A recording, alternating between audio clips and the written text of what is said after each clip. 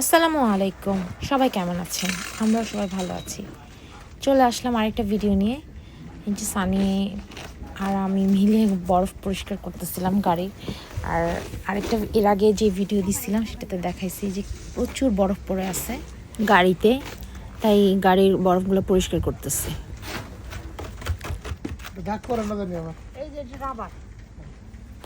বরফগুলো শক্ত হয়ে গেছে, তাই আস্তে আস্তে অল্প অল্প করে বরফগুলো ফেলতেছি।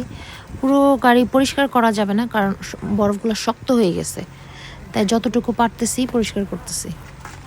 গাড়ি পরিষ্কার করতে গিয়ে রাস্তাটা স্লিপ হয়ে গেছে, কারণ অনেক বরফ পড়ছে। হাঁটাচলা করতে করতে বরফগুলো শক্ত হয়ে গেছে, তাই আমি একটু বরফগুলো পরিষ্কার করতেছি, যেন হাঁটাচলা করতে গিয়ে জানি স্লিপ না কাটি, কারণ পড়ে গেলে ব্যথা পাইতে হবে এই কারণে।